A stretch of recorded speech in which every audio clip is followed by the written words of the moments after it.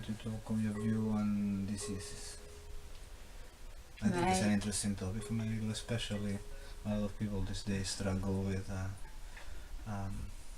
physical diseases and mental diseases. These diseases are there to teach you a lesson, to see what's not working right in your life.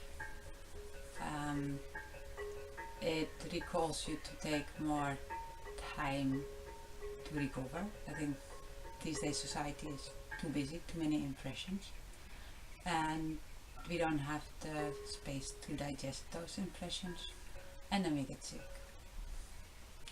So the diseases are a signal that something is out of track with us and we need to probably do something different. They're trying to tell us something. Yes. But people see them as, I mean, normally you start suffering and you get down in the spiral of, oh, why is this happening to me? What have I done wrong? And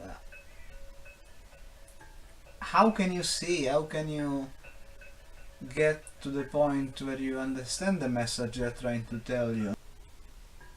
What goes wrong inside my body and where are blockages? I use cards. I meditate. I take time. Meditate can be in very different forms for me. For me, meditation can be making a painting or just listening to music or just sitting outside in nature, listening to the trees and the wind and the birds. And while I'm doing those activities, for me then moments of the day pass, situations that happened.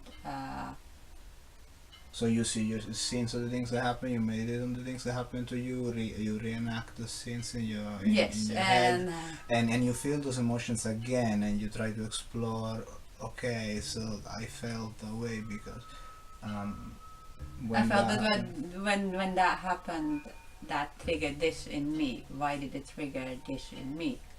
Could I have responded differently? Did I review the whole situation? And if there pains come up with it, I usually put my hands on where the pain is and try to connect with it and feel what it brings up.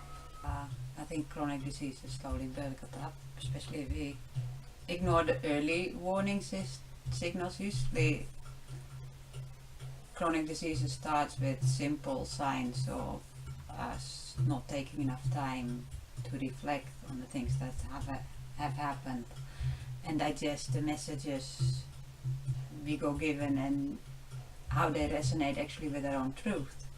Because I think we all have. You said something about the messages we go given, and this made me think, it's not just the things we lived directly in today's world, because if I watch a movie on a 3D screen in the cinema with super sound and I'm completely immersed in the experience and it kind of feels real, it does affect me. It's like I might know I've been eaten by the dinosaur, but it kind of felt like in my brain somewhere, and we don't allow ourselves time to see what those strong impressions really trigger in us these days. We consume it as commodity entertainment, like if it's normal, but it's not normal to be eaten alive by a dinosaur. Unless you're living in prehistory time and you've been chased by them, but it's kind of.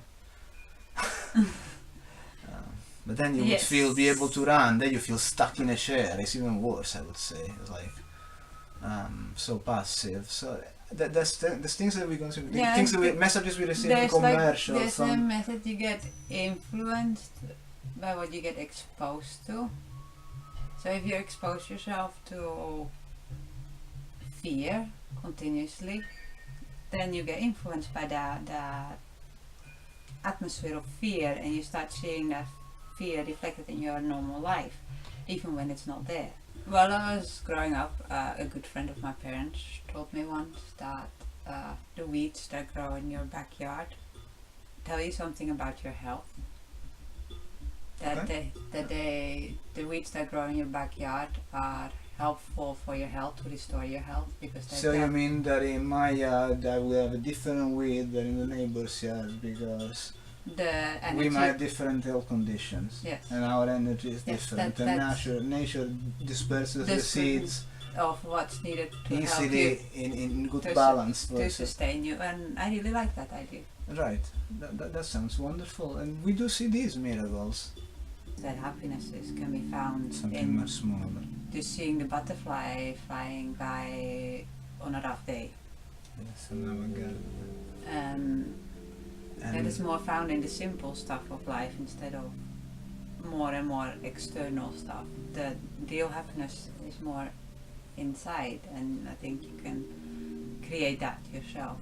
And dandelions actually help with detoxing your liver. so you can actually use it as a herbal tea essentially. You can make You can, a, no, you you can can make eat the leaves as lettuce. It is similar to rucola. Oh, okay. So you can detox your liver by eating dandelion, and that's good. For actually, detoxing is another aspect. There's a lot of people who have fat build up, and people having basically problem. There's a lot of liver stores all the toxins, also toxic emotions, and feelings like that. It helps to cleanse your liver. So dandelion stimulates your liver to cleanse. and it's for free. It's out there. Just need to walk out And on a piece of grass, and you'll find a few. It's those yellow flowers with the leaves that look a bit like rucola, really quite low by the grass on public parks, and bees and those insects go there, and they're also good for us.